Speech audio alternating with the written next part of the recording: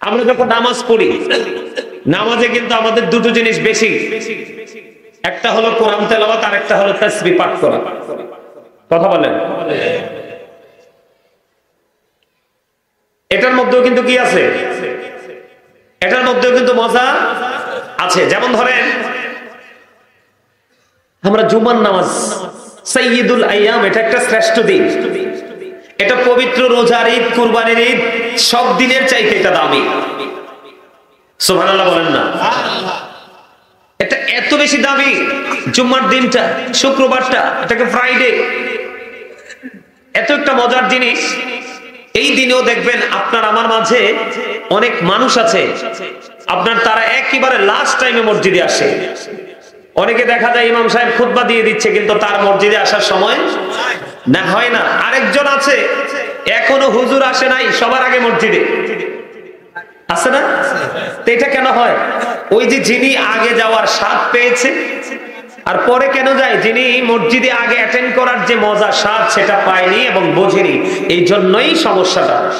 যেমন আমি এক্সাম্পল দিই, যিনি স্বাদ পাইছে ওনার স্বাদটা কেমন।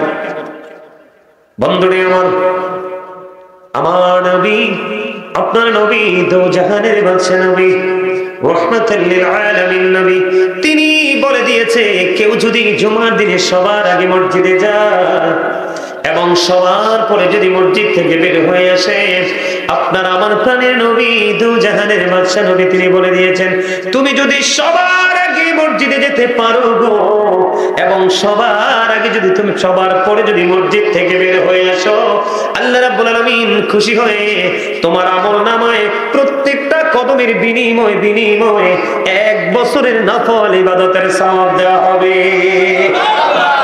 সুবহানাল্লাহ, মজা হয় নাই? মানে শুরুতে আপনাদের আল্লাহ আল্লাহ জিকিরটা যেমন মজা হয়েছে, সেই তুলনায় এই সুবহানাল্লাহটা মজা হয় নাই। খাবারে লবণ না দিলে খাবার স্বাদ হয় না, স্বাদ না হইলে কিন্তু খাবার খাওয়া যায় না। ঠিক তেমনি ভাবে আল্লাহ আল্লাহ রাসূলের প্রেমিক হতে না পারলে কখনোই কিন্তু আপনার আমার কাছে আমলটা মজা লাগবে না। আমলটা যদি মজা না লাগে, তাহলে আমল করতে মন চাইবে না। কথা বলেন ঠিক না? ঠিক। আর যারা বলেন, আমি আপনাকে এক্সাম্পল স্বরূপ দিতে চাই বন্ধু। আপনার এই মসজিদ থেকে আপনার বাড়ি পৌঁছাইতে 50টা কদম লাগবে। কয়টা? 50টা কদম লাগবে। আপনার এই 50টা কদমের বিনিময়ে 50,000 বছরের ইবাদতের সওয়াব দেওয়া হবে, শুধুমাত্র সবার আগে আসা এবং সবার পরে বের হয়ে যাওয়ার কারণে। বলে হুজুর, এখানটার মধ্যে রহস্যটা কি? যেই ব্যক্তিটা সবার আগে আসে তার ঈমানটা টেকসই, এবং যে ব্যক্তি সবার আগে মসজিদে যেতে চায়, পবিত্র কাজে নিজেকে ইনভলভ করতে চায়, আপনাকে ভুলে গেলে চলবে না, ওই মানুষটার মধ্যে তাকওয়া আছে, টেকসই তাকওয়া। কি আছে? প্রেম আছে শক্ত, ভয় আছে অনেক বিকট। এই কারণে তার মধ্যে প্রতিযোগিতা চলে আসে, আমি সবার আগে মসজিদে যাব এবং সবার পরে আমি মসজিদ থেকে বের হব। জোরে জোরে কন্যা সুবহানাল্লাহ, আর একটু মহব্বতে পড়ুন সুবহানাল্লাহ। বন্ধুরে আমার, মজাটা আপনাকে আগে নিতে হবে।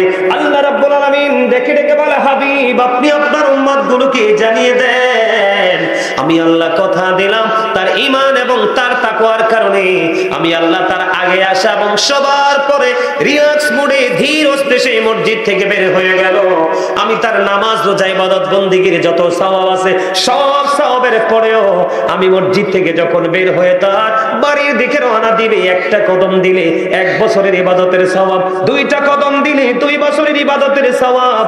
তার মানে যে ব্যক্তি যত দূর থেকে আসবে তার আমলের পাওয়ারটাও তত বড় হবে। তাহলে এই মসজিদে আসা যাওয়ার দরকার আছে না নাই? আরো জোরে বলেন। এই মসজিদে আসতে হলে, যাইতে হলে, যেমন আমার এলাকার মধ্যে বন্ধু, আমি একটা মসজিদ আল্লাহ আমাকে দিয়ে করাইছে, মাত্র 5 মাসে কমপ্লিট করেছি। কয় মাস? 32 বছরের পুরনো মসজিদ ভেঙে চুরে পড়ছে। এক একজন বড় বড় বিল্ডিং বানাচ্ছে ফাউন্ডেশন দিয়ে, কিন্তু মসজিদে 10টা টাকা দেওয়ার মতো কেউ নেই। তখন 32 বছর পরে আমি আবার মাত্র 5 মাস, গত জানুয়ারি, এই জানুয়ারির 5 তারিখে 1 বছর পূর্ণ হবে। মসজিদ যত জানুয়ারির 5 তারিখে বন্ধ উদ্বোধন করেছি, তখন মানুষ ভয়ে মানুষ যেত না। এখন জুমা চলতেছে, মানুষগুলো ধীরে ধীরে মসজিদের দিকে আকৃষ্ট হচ্ছে। জোরে কোন সুবহানাল্লাহ। মানুষকে বুঝাইতে হলে, মানুষকে আকৃষ্ট করতে হলে আকৃষ্ট করার মতো পরিবেশ তৈরি করতে হয়। আর এই আকৃষ্টতা সবার দ্বারা সম্ভব হয় না। মসজিদের কাজ, মাদ্রাসার কাজ, এই পবিত্রতার কাজ সবার দ্বারা হয় না। যেই ব্যক্তি এটার স্বাদ বোঝে, মজা বোঝে, ওই ব্যক্তির জন্যই এই নসিবে, এই ব্যক্তির দ্বারাই এই নিয়ামত সাধিত হয়। ঠিক কিনা বলেন? আমি যদি আপনাদেরকে বলি বন্ধু, মসজিদ এমন একটা জিনিস, বাইতুল্লাহ আল্লাহর ঘর। আল্লাহ হাবিব সরকারে মদিনা তিনি বলে দিয়েছেন, যে ব্যক্তি পৃথিবীতে বড় হোক বা ছোট হোক, বেড়া দিয়ে হোক বা টিন দিয়ে হোক অথবা মাটি দিয়ে হোক, যেইভাবে হোক, সে যদি নিয়ত করে একটা মসজিদ বানায়, কারণ যার ক্ষমতা যেমন আছে সেই কিন্তু তেমনই করবে। আপনার ক্ষমতার বাইরে যাওয়ার কোনো আপনার ইখতিয়ার নাই, আর ইচ্ছে থাকলেও আপনি যেতে পারবেন না। এই জন্য আপনার আমার প্রাণের নবী তিনি বলে দিয়েছেন, যেই ব্যক্তি বন্ধু পৃথিবীর বুকে ছোট হোক বড় হোক মসজিদ বানাবে, আল্লাহ রাব্বুল আলামিন ওই ব্যক্তির জন্য আল্লাহর কুদরতি ভাবে তিনি জান্নাতে ঘর বরাদ্দ রেখেছে। জোরে জোরে বলেন না সুবহানাল্লাহ। আর জোরে আপনি একটু মহব্বতে পড়ুন না সুবহানাল্লাহ। আপনারা কিন্তু সবাই জান্নাতের মেহমান। এই আমার দিকে তাকান, আপনারা কিন্তু এখানে কিসের মেহমান? জান্নাতের বাগানের মেহমান। আপনারা সবাই এখানে জান্নাতের মেহমান। আল্লাহ রাব্বুল আলামিন জান্নাতের মেহমানদের জন্য খাবারের ব্যবস্থা রাখছে। এর মধ্যে একটা খাবার হলো সুবহানাল্লাহ। আর জোরে যেমন আপনি পৃথিবীতে দেহের প্রশান্তির জন্য কখনো চা খান, এটাও খাবার। কখনো কফি খান, সেটাও খাবার, খায় না? কখনো শরবত খান, এটাও খাবার। কখনো পানি খান, সেটাও খাবার। কখনো দুধ ভাত, কখনো মাছ ভাত, কখনো গোস্ত ভাত, আছে না নাই? সবই খাবার। ঠিক তেমনি আপনার আমার প্রাণের নবী তিনি জানিয়ে দিয়েছে, জান্নাতের বাগানে যখন আসবা, জান্নাতের বাগান থেকে তোমরা ফল খেয়ে নিও। ইয়া রাসূলুল্লাহ, ইয়া হাবিবাল্লাহ, সেই ফলটা কি? আমার নবীজি জানিয়ে দিয়েছে, ওই মসজিদ একটা জান্নাতের বাগান। এটা হলো চিরস্থায়ী বন্ধু, এটা ধ্বংস হবে না। কাল কিয়ামতের দিন যেই ব্যক্তির প্রেম যত বেশি মসজিদের সাথে ছিল, ওই ব্যক্তিকে ছাড়া মসজিদ জান্নাতে যাবে না। এই যে আপনার পাশে মসজিদ, আবার পুনর্নির্মাণ করতে হবে, কারণ বাংলাদেশে এখন এইরকম মসজিদ আর নাই। আছে?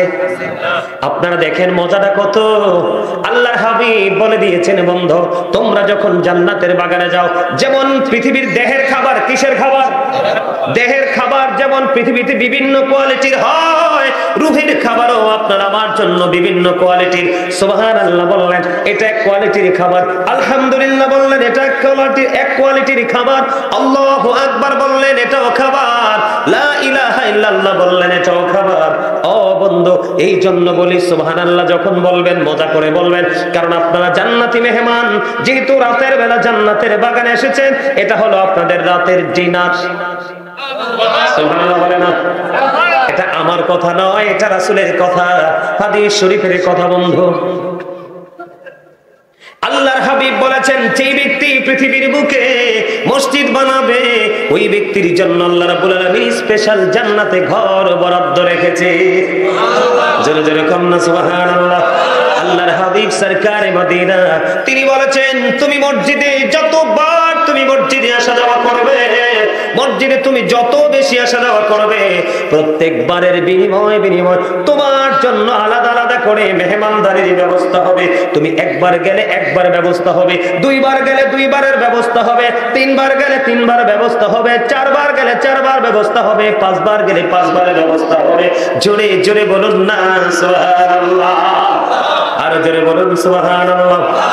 বন্ধুরে আমার, যেই ব্যক্তির অন্তরটা সব সময় আল্লাহর ঘর এই মসজিদ বাইতুল্লাহর সাথে যুক্ত থাকে, যেই ব্যক্তির অন্তর সব সময় মসজিদ নিয়ে ভাবে, যেই ব্যক্তির অন্তর সব সময় আল্লাহর ঘরের দিক প্রতি আকৃষ্ট থাকে, আল্লাহ রাব্বুল আলামিন এই বর্তমানে বাংলাদেশ থেকে, এই পৃথিবীর জমিন থেকে খেয়াল করবেন আলোচনা, এই পৃথিবীর জমিন থেকে সূর্যটা 9,13,00,000 মাইল দূরে। সূর্যের আলো পৃথিবীতে আসতে সময় লাগে 8 মিনিট 20 সেকেন্ড। প্রতি সেকেন্ডে 1,86,000 আসে। ও বন্ধু, আল্লাহর হাবিব সরকারে মদিনা তিনি জানিয়ে দিয়েছে 7 শ্রেণীর মানুষকে আল্লাহ রাব্বুল আলামিন কাল হাসরের দিন আল্লাহর আরশের ছায়ার নিচে জায়গা করে দিবে। বন্ধুরে আমার, আরশের নিচে সেদিন আসমান থাকবে না, জমিন থাকবে না, ও বন্ধু পাহাড় থাকবে না, কোনো কিছু থাকবে না। আল্লাহ রাব্বুল আলামিন বলে দিয়েছেন ইদা সামাউ ফাতারাত ওয়া ইদাল কাওয়াকিবু ইনতাসারাত ওয়া ইদাল বিহারু ফুজ্জিরাত। আল্লাহ রাব্বুল আলামিন জানিয়ে দিয়েছে কোরআন শরীফের 30 পারায় সূরা ইনফিতরের মধ্যে আল্লাহ বলেছেন আকাশটা ভেঙে চুরে যাবে, তারকাগুলো বিক্ষিপ্ত হয়ে পড়বে, সমুদ্র উদ্বেলিত হয়ে যাবে। ও বন্ধু, এত ভয়ঙ্কর হবে আমি আপনাদেরকে বুঝাইতে চাই। সূর্যটা 9,13,00,000 মাইল দূরে। সূর্যের আলো পৃথিবীতে আসতে সময় লাগে মাত্র 8 মিনিট 20 সেকেন্ড। প্রতি সেকেন্ডে 1,86,000 মাইল বেগে আসে। আমি আপনাদেরকে কি বুঝাই একটু খেয়াল করবেন। অনেক বেশি আবরণ ভেদ করে পৃথিবীর দিকে ছুটে আসে। আমরা সূর্যের তাপ সহ্য করতে পারি না। কাল হাসরের দিন মাত্র 1.5 হাত উপরে থাকবে। সূর্যটা রৌদ্রের তাপে, সূর্যের তাপে বন্ধু মানুষের ঘাম শরীর বোমের মতো গলতে থাকবে, ঘামতে থাকবে, দুর্গন্ধময় পরিবেশ হয়ে যাবে। আল্লাহর হাবিব জানিয়ে দিয়েছে, আল্লাহ রাব্বুল আলামিন বলেছেন হাবিব আপনি আপনার উম্মতগুলোকে, আমার বান্দাগুলোকে খবর আপনি জানিয়ে দেন। আমি আল্লাহ কথা দিলাম, ওই যেই যুবকটা, যেই বৃদ্ধটা, যেই বৃদ্ধাটা আল্লাহর ঘর আমার ঘর বাইতুল্লাহর সাথে তার অন্তরটাকে লাগায় রাখছে, সব সময় এই বাইতুল্লাহ নিয়ে ভেবেছে, আমি আল্লাহ কাল হাসরের দিন আরশের ছায়ার নিচে জায়গা করে দিব। জোরে জোরে বলুন না সুবহানাল্লাহ। তাহলে মসজিদে আসা যাওয়া করলে লাভ না লস? মসজিদে কাজ করলে লাভ না লস? এটা আপনারা বুঝেননি? 10-এর লাঠি। ওই আমি আপনাদেরকে বললাম বন্ধু, যেই ব্যক্তি স্বাদ পায় সেই ব্যক্তি সেই কাজ করে। কেউ অন্যায় করে স্বাদ পায়, এই জন্য সে অপরাধ করে। কেউ আল্লাহর পছন্দ মতো কাজ করে মজা পায়, এই জন্য সে এই ভালো কাজগুলো করে। ঠিক কিনা বলেন? যেমন আমি আপনাকে বলে মজা যদি বলতে চাই বন্ধু, আমরা নামাজ মসজিদ বানাই কি জন্য? ইবাদতের জন্য, জিকিরের জন্য।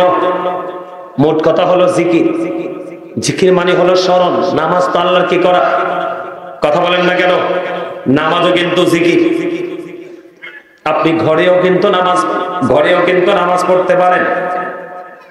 আপনি যদি একটু ঘর থেকে বের হয়ে যদি মসজিদে এসে নামাজটা পড়েন, আপনার প্রত্যেকটা কদমে কদমে গুনাহ জড়তে থাকবে। আর যদি মসজিদে ইমাম সাহেবের সাথে যদি জামাতে অংশগ্রহণ করতে পারেন, কম পক্ষে 1 রাকাতে 25 রাকাতের সওয়াব পাওয়া যাবে। আর যারা বলেন না সুবহানাল্লাহ। তাহলে সুন্দর একটা মসজিদের দরকার আছে না নাই?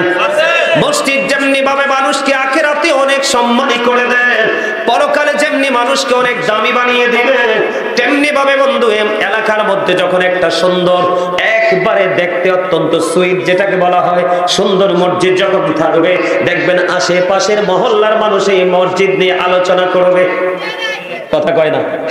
এটা একটা মজার বিষয়, ঠিক কিনা বলেন? যেমন আমার বাড়িতে বললাম যে আমার যে মসজিদটা আমি বানিয়েছি বন্ধু, আমাদের ওই অঞ্চলে এমন মসজিদ নাই, আপনারা অনলাইনে দেখবেন রাতের বেলা যখন আমার মসজিদের লাইট গুলো ওপেনিং করা হয়, মনে হয় যেন সত্যি পৃথিবীর বুকে এক টুকরো জান্নাত। কারণ আমার ভাই একটা দেশের বাহির থেকে এসেছে শুধু মসজিদটাকে ডিজাইনেবল করে সাজানোর জন্য। মসজিদটাকে নিজের মতো করে সাজিয়ে আবার সে রিটার্ন তার গন্তব্যে দেশের বাহিরে চলে গেছে। এবার দেখেন আমার গ্রামের অনেক মানুষ আছে বন্ধু, একটা ইটও ধরে নাই, এক কোদাল মাটিও কাটে নাই। আরেকজন প্রবাস থেকে আল্লাহর কাছে নামাজ পড়ে পড়ে দোয়া করে, আল্লাহ আমার বিষয়টা লাগায়া দাও, আমি তোমার ঘর ওই বাইতুল্লাহর গোলাম হতে চাই। দেশে থেকে বাড়ির আঙ্গিনা থেকে কাছেও আসে নাই, কি করে নাই? বাড়ির আঙ্গিনা থেকে বন্ধু কাছেও আসেনি। আরেকজন প্রবাস জীবন থেকে উড়াল মেরে এসেছে, মসজিদের কাজটা কমপ্লিট করে আবার চলে গেছে বন্ধু। জোরে জোরে সুবহানাল্লাহ।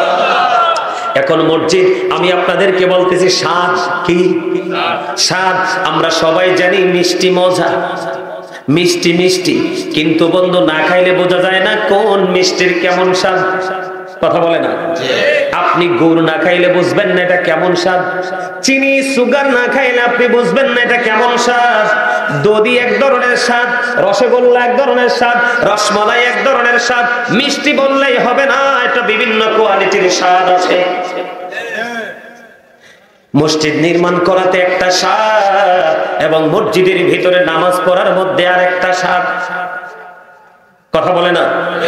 এবং মসজিদ কমপ্লিট হওয়ার পরে ভালো একজন যোগ্য দক্ষ একজন ইমাম এবং খতিবের পিছনে নামাজ পড়বো, ওটা হলো আরেকটা ব্যতিক্রম স্বাদ। বন্ধু আমি আপনাকে যদি একটু স্বাদ নিয়ে কথা বলি, ইমাম বুখারীর জীবনী থেকে বন্ধু তথ্য পেয়েছি, ইমাম বুখারীর জীবনী থেকে তথ্য পেয়েছি। আজকে আমি যেমন জুব্বা পড়েছি, এখানে অনেক আলেমরা জুব্বা পরে এসেছে। এই যে আমার ভাই এখানে জুব্বা পরে বসে আছে বন্ধু, ইমাম বুখারী নামাজ পড়তেছে। নামাজ পড়তে পড়তে পড়তে পড়তে বন্ধু নামাজ শেষ হয়ে গেল। এবার ওনার এক ছাত্রকে একটা ডাক দিয়ে বললেন, আমার জুব্বাটা একটু, আমার জামাটা একটু আলগে দিয়ে দেখো, জামাটার ভিতরে কি। এবার বন্ধু তিনি ছাত্র জামাটা আলগি দিলেন। খেয়াল করবেন, জামাটা যখন উঠালেন, জামাটা উঠানোর পরে চাইয়ে দেখে ওনার জামার ভিতরে বিষাক্ত একটা ভিঙ্গুল পোকা, একটা নয় দুইটা নয় বন্ধু 10টা কামড় দিয়েছে। এবার ছাত্র দেখলেন ওস্তাদ কি বিষাক্ত পোকা একটা দুইটা নয় 10টা কামড় দিয়েছে। এবার শিক্ষককে ডেকে ডেকে বললেন, ইমাম বুখারীকে ডেকে ডেকে বললেন, হুজুর এত বিষাক্ত পোকা আপনাকে একটা নয় দুইটা নয় 10টা কামড় দিল, আপনি কেমন করে এতক্ষণ নামাজে দাঁড়িয়েছিলেন? এবার ইমাম বুখারী একটা ডাক দিয়ে বললেন, আমি যখন নামাজে দাঁড়িয়েছি, নামাজে দাঁড়ানোর পরে আমি যখন কোরআন তেলাওয়াত শুরু করেছি, আমি কোরআন তেলাওয়াত করতে গিয়ে এত বেশি মজা পেয়েছি, ওই বিষাক্ত পোকার কামড় আমি অনুভবই করতে পারি না। ইমাম বুখারীর জীবনী থেকে বন্ধ পেলাম। আপনারা আবার খেয়াল করেন, ভিঙ্গুল পোকায় একটা কামড় দিলে কি সহ্য করা যায়? কথা বলেন না, ধৈর্য ধরা যায়? সহ্য করা যায়? যায় না, যায় না। কিন্তু বন্ধু ওই যে আমি বললাম স্বাদ এমন এক জিনিস, আপনি দেখবেন, আমি আপনাদেরকে এক্সাম্পল দেই, যখন আপনি নামাজে দাঁড়াবেন কত রকমের কথা আপনার মনে হবে।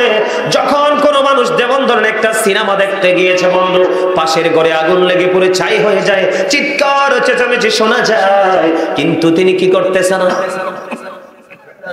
তিনি বুঝতেছে না, অনুভব করতে পারতেছে না, কান্নার আওয়াজ ওনার কানের মধ্যে ঢুকতেছে না, কারণ ওনার অন্তরের কান ওই নোংরামির দিকে। আমার কথা আপনারা বুঝেননি? মজা। আর আমরা নামাজে গেলে কত দেশের কথা মনে পড়ে, কত চিন্তা আমাদের মাথায় আসে। এই চিন্তাগুলো মাথায় আসার কারণ হলো বন্ধু, ওই যে আমরা নামাজের স্বাদ পাচ্ছি না, নামাজ মজা করে পড়তে পারছি না। যেমন ধরেন কোরআন তেলাওয়াতের মধ্যে কোনো মনোযোগ নাই। ইমাম সাহেব যখন নামাজ পড়ায় বন্ধু, কত সুন্দর করে তেলাওয়াত করতে থাকে, আপনার আমার কিন্তু ভালো লাগে না শুনতে, কারণ আমার তো স্বাদ পাচ্ছি না এখানে, কারণ মনটা তো আমার উদাসীন। কথা বলেন না কেন? আমি যদি আপনাকে একটা কথা বলি বন্ধু, আপনার আমার জন্য বড় একটা নিয়ামত হলো একটা মসজিদ, আপনার আমার জন্য বড় একটা নাজাতের ফয়সালা হলো একটা মসজিদ। এই মসজিদ যদি বন্ধু 100 জনে মিলে বানায়, কাল হাসরের দিন আল্লাহ রাসূলের হাদিস অনুযায়ী 100 জনের নামে দলিল হবে। সুবহানাল্লাহ বলেন না? আপনার এখানে কিন্তু কোনো কারচুপি করার কোনো সুযোগ নাই। আপনার জায়গা কেনার পরে এখন আগে কিন্তু খারিজ করে হয়, কথা কয় না? খারিজ করলে এটা থেকে নখ ভিজাইতে পারেনি, মালিকানা দাবি করতে পারেনি। ঠিক তেমনি ভাবে আপনি যখন এই মসজিদে আল্লাহর ঘর, এই জান্নাতের বাগান বাইতুল্লাহতে যখন আপনি সময় দিবেন, আপনার নামে খারিজকৃত হয়ে যাবে এই জান্নাত। ওই জান্নাত আপনাকে চিরস্থায়ী জান্নাত উপহার দেবে, যেই জান্নাতের মধ্যে বন্ধু কোনো প্রস্রাব হবে না, যেই জান্নাতের মধ্যে কোনো পায়খানা হবে না, যেই জান্নাতের মধ্যে কোনো মলমূত্র ত্যাগ করবে না, যেই জান্নাতের মধ্যে মানুষ কোনো নাক ঝাড়বে না। জোরে জোরে সুবহানাল্লাহ। আর জোরে বলেন না? বন্ধুরে আমার স্বাদ কেমন জিনিস, আমার দিকে তাকান, মজা কেমন জিনিস। আপনি যতক্ষণ না মজা পাবেন ততক্ষণ পর্যন্ত আপনার সফলতা অর্জন করা যাবে না। যেমন আমি আপনাদেরকে এক ব্যক্তি এসে বলল, এক ব্যক্তি এসে বলল আল্লাহর হাবিবকে, ইয়া রাসূলুল্লাহ, ইয়া হাবিবাল্লাহ, নবী গো, কিয়ামত কখন হবে গো নবী? এবার আবার নবীজি ডাক দিয়ে বললেন, তুমি কিয়ামতের দিনের জন্য কি প্রস্তুতি নিয়েছো? ইয়া রাসূলুল্লাহ, ইয়া হাবিবাল্লাহ, নবী গো, আমি কিয়ামতের দিনের জন্য কোনো প্রস্তুতি নিতে পারিনি। ইয়া রাসূলুল্লাহ, আমি আমার আল্লাহ এবং আল্লাহর হাবিবকে ভালোবাসি। সঙ্গে সঙ্গে আমার নবী জানিয়ে দিলেন, তুমি যাকে ভালোবাসো তার সাথে তুমি থাকবা। এখন আপনি তো পাগল হয়ে যাবেন, কি কথা বলে না? আল্লাহ তো কোরআনে বলছে, মাইয়ুতির রাসূলা ফাকাদ আতাআল্লাহ। আল্লাহ বলেছেন, হি হু ওবিস দা অ্যাবস্টিল ওবিস আল্লাহ। যেই ব্যক্তি রাসূলের নির্দেশ মানলো সে যেন আল্লাহর নির্দেশ মানলো। আল্লাহ বলেছেন, কুল ইন কুনতুম তুহিব্বুনাল্লাহ ফাত্তাবিউনি ইউহিব্বুকুমুল্লাহু ওয়া ইয়াগফির লাকুম যুনুবাকুম ওয়াল্লাহু গফুরুর রহিম। আল্লাহ বলেছেন, সে বলুন, ইফ ইউ ডু লাভ আল্লাহ, যদি তোমরা আল্লাহকে ভালোবেসে থাকো, ফলো মি মুহাম্মদ সাল্লাল্লাহু আলাইহি ওয়াসাল্লাম, মুহাম্মদ সাল্লাল্লাহু আলাইহি সাল্লামের অনুগত হয়ে যাও, আল্লাহ উইল লাভ ইউ, আল্লাহ তোমাদেরকে ভালোবাসবে, এন্ড ফরগিভ ইউর সিনস, আল্লাহ তোমাদের জীবনের গুনাহগুলো maaf করে দেবে। সুবহানাল্লাহ। আরো জোরে বলেন সুবহানাল্লাহ। এখন আপনার মধ্যে স্বাদ জাগলো, মজা পেয়ে গেছেন। নবীকে ভালোবাসলে কি পাওয়া যায়? নবীকে ভালোবাসলে কি পাওয়া যাবে? জান্নাত। সোজা হিসাব, আপনারা সাধারণ মানুষ এত গভীরে ঢোকার দরকার নাই। সোজা কথা হলো, আপনি জান্নাত পেয়ে যাবেন। আপনার মধ্যে মজা ঢুকলো, আপনার মধ্যে একটা ইন্টারেস্ট শুরু হয়ে গেল, আপনার মধ্যে একটা ফিলিংস তৈরি হয়ে গেল। রাসূলকে ভালোবাসলে আল্লাহকে পাওয়া যায়। এখন রাসূল তো পৃথিবীর বুকে নাই, রাসূল তো পৃথিবী ছেড়ে চলে গেছে। রাসূলকে যদি দেখতে হয় আমরা স্বপ্ন যোগে দেখতে হবে।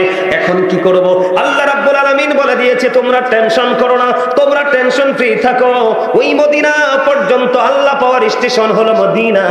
এই মদিনায় যাইতে হলে তোমাকে লোকাল স্টেশনে যেতে হবে। সুবহানাল্লাহ। জোরে বলেন না সুবহানাল্লাহ। লোকাল স্টেশন কোনটা? আপনার মসজিদের খতিব সাহেব। কি বোঝেন নাই?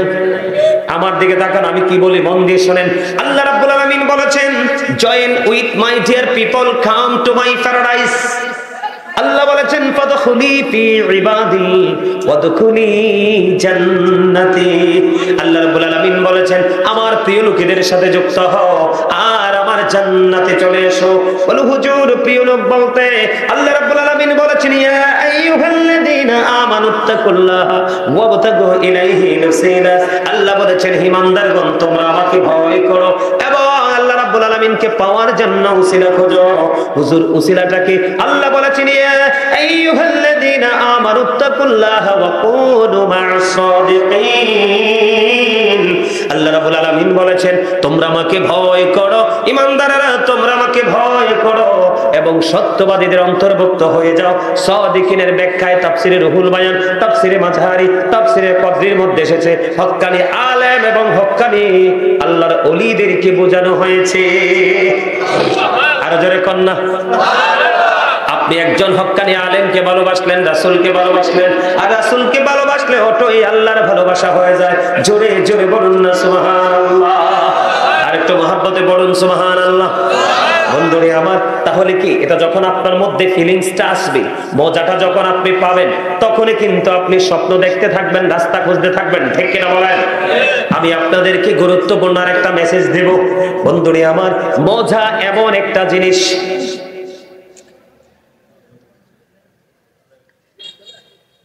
স্বাদ এমন একটা জিনিস, মজা এমন একটা জিনিস। আপনারা আমার দিকে খেয়াল করেন, হযরতে ওমর রাদিয়াল্লাহু তাআলা আনহু ইসলাম গ্রহণের পূর্বে, কারণ আমি আজকে ছোট্ট একটা আয়াত তেলাওয়াত করেছি পবিত্র কালামে হাকিম থেকে, ইয়া আইয়ুহাল্লাযীনা আমানু কু আনফুসাকুম ওয়া আহলিকুম নার। আল্লাহ রাব্বুল আলামিন বলেছেন, O believers, save yourself and your families from the fire. আল্লাহ রাব্বুল আলামিন ঈমানদারদেরকে ডেকে বলেছে, মুমিন, তুমি জাহান্নাম থেকে বাঁচো এবং তোমার পরিবারকেও জাহান্নাম থেকে বাঁচাও। আপনি যদি জান্নাতের স্বাদ বুঝতে পারেন, জান্নাতের যদি মজা বুঝতে পারেন, আর জাহান্নামের ভয়াবহতা যদি জানতে পারেন, তাহলে আপনি বাঁচা এবং আপনার ফ্যামিলিকে বাঁচানোর স্বাদ জন্ম হবে। কথা বলে না? যদি আপনি জানতে না পারেন, মজা বুঝতে পারেন, নেগেটিভ এন্ড পজিটিভ কে আইডেন্টিফাই করতে না পারেন, ডিসটেন্স যদি আপনি তৈরি করতে না পারেন, গ্যাপ যদি আপনি তৈরি করতে না পারেন, ভালো এবং মন্দের মাঝে কখনোই আপনার জীবনে সফলতা সম্ভব না। যেমন বন্ধু, আপনারা কি বুঝেননি আমার ওয়াজ? বিরক্ত লাগে নাকি শুনতে ভালো লাগে? যদি ভালো লাগে আপনারা যেই দিকে বলবেন সেই দিকে আলোচনা করব, কিন্তু যেহেতু একটা উন্নয়ন প্রকল্পে কাজ, এই বিষয়টা নিয়ে মজা নিয়ে একটু ওয়াজ করা দরকার। কারণ আমি আপনাদেরকে বলি বন্ধু, আমার আগে আপনাদের খতিব সাহেব একটা আয়াত তেলাওয়াত করেছে, আমি অত গভীরে ঢুকবো না। আপনার আমার জন্য হেদায়েতের জন্য বন্ধু রাস্তার কিনারায় দাঁড়িয়ে আছে কোরআনের আয়াত, জোরে জোরে পড়ুন সুবহানাল্লাহ। আল্লাহ রাব্বুল আলামিন বলে দিয়েছে সূরা বাকারার মধ্যে, আল্লাযীনা ইউমিনুনা বিল গায়বি ওয়া ইউকিমুনাস সালাতা ওয়া মিম্মা রাযাকনাহুম ইউনফিকুন। মজা হইছে না? স্বাদ হইছে না? কিও স্বাদ হইছে? তাই মিয়া কথা কন না খুললে স্বাদ হইছে? এত মানুষ সুবহানাল্লাহ কইলে এরকম নিয়মের কথা। ইলেকশনের সময় কোন অমুক ভাইয়ের চরিত্র ফুলের মতো পবিত্র, এতে নামাজ পড়ে না এক ওয়াক্ত। আরে ভাই তোমরা হাসতেও তো পারো না, হার্ট অ্যাটাক করে মরবা তো। ওমা, এটা আমার কথা না, রাসূল বলছে। অনেকগুলো তথ্য দিয়েছে সুস্থ জীবনের জন্য, অনেকগুলো রাসূল সাল্লাল্লাহু আলাইহি ওয়াসাল্লাম অনেকগুলো ইনস্ট্রাকশন আমাদেরকে দিয়েছেন। এর মধ্যে একটা হলো রাসূল বলেছে যদি সুস্থ থাকতে চাও ফ্রি থাকো, হাসি খুশি থাকো, দুঃখ সুখ শেয়ার করো। তুমি গোমরা মুখে থাকলে যেই কোনো মুহূর্তে স্পট ডেথ, হার্ট অ্যাটাকে জায়গা শেষ হয়ে যাবে। এই জন্য আমি তোমাদেরকে বলি হাসবা। আমি তো বলছি অমুক ভাইয়ের চরিত্র, এই বেটা নামাজ পড়ে না এক ওয়াক্ত। কথা কি ঠিক? মাত্র 82 একটা জিলাপি অনেক সময় জোটেও না নসিবে। কথা কয় না কেন? কারণ জায়গার যেমন RSBS CS আছে, আছে না? আরে আছে কি না? জায়গার যেমন RSBS CS আছে, ঠিক তেমনিও নেতার কিন্তু RSBS CS ম্যান আছে। এটা হচ্ছে পেপার, এটা হচ্ছে ম্যান মানুষ। এখন নাচার সময় কিন্তু যেটা থার্ড ক্লাস এটা বেশি নাচে, কিন্তু বিরানির সময় RSBS CS পর্যন্ত সীমাবদ্ধ। কিন্তু নাচা দর কম নাচেন না, ঠিক কিনা বলেন? এখানে নেচে যান, ওই নাচায় আপনার ভাগ কেউ নিতে পারবে। এক্সাম্পল দিলাম আর একটু মজা করার জন্য, আপনাদের মানসিকতাটাকে একটু অ্যাক্টিভ করার জন্য। আমার কেউ হাসক বা না হাসক, আমার চাচা একটা হাসি দিছে, তাও মুস্কি হাসি। রাসূলের যে সুন্নাহ মোতাবেক হাসা, এই হাসিটা আমার চাচাই দিছে, সুন্দর লাগছে আলহামদুলিল্লাহ বলেন। আরে আরো জোরে। আপনাদেরকে বললাম চা, কফি, বিস্কিট, চানাচুর, বিরিয়ানি, দুধ ভাত, মাছ ভাত, গোশত ভাত সবই খাবার। এখানেও যা বলবেন তাই জিকির। এগুলো জান্নাতের মেহমানদের জন্য স্পেশাল খাবার। আরো জোরে, আরে আরো জোরে, আরো জোরে। বারবার জোরে বলতে বলি কেন জানেন? আওয়াজ যত উঁচু হবে শয়তান তত দূরে যাবে, আর শয়তান তত দূরে যাবে আপনি আমলের মজা তত বেশি পাবেন। কারণ আল্লাহ রাব্বুল আলামিন বলেছেন শয়তান is the eternal enemy of the believers. ইমানদারদের প্রকাশ্য শত্রু হলো শয়তান, কিন্তু 100% টেকসই মুমিন যারা, আল্লাহ তাদের সম্পর্কে একটা চমৎকার মেসেজ দিয়েছে। আল্লাহ বলেছেন ইন্না কাইদা শাইতানি কানা দাঈফা। আল্লাহ বলেছেন শয়তান ডিসিপশন ইজ ভেরি উইক। শয়তানের ধোঁকা মুমিনের জন্য একেবারে দুর্বল। হাজার চেষ্টা করলো জাল ফেলবে, কিন্তু মাছ রাস্তায় যত ব্লক করুক কাউকে আটকানো সম্ভব না। এই জন্য এটাকে দূরে রাখতে হলে আওয়াজ বাড়াই দিতে হবে। আর এখানে আরেকটা বিষয় আছে, ওই যে স্বাদ না বুঝলে কাজ করতে মন চায় না। কেউ কিন্তু মাটি কাটায় মজা পায়, কথা কয় না। আরেকজন বৃক্ষরোপণে মজা পায়, আরেকজন আছে নিশিরাইতে চুরি করে আনতে মজা পায়, কথা কয় না কেন? মজার কিন্তু কিছু কি আছে, ক্লাস আছে, আছে কিনা? আমি আপনাদেরকে বলি, আমার দিকে তাকান। আল্লাহ রাব্বুল আলামিন জবান দিছে, আসার সময় গাড়ি নিয়ে ঢুকা যায় না দোকানে, এত মানুষ, কিন্তু সেই তুলনায় মাহফিল ফাঁকা। যারা আজকে দোকানে দাঁড়িয়ে মাহফিলকে ফাঁকা করলো, দোকান ভরা মাহফিল ফাঁকা, আমি বলবো এটাই হলো একজন মুসলমানের জন্য সবচেয়ে বড় ধোঁকা। কি? আরে ভাই কিছু সময়ের জন্য আসতে পারেন না? কবরে যেতে হবে না? যাবেন? যাবেন? আল্লাহ কয় ইন্নাল্লাহ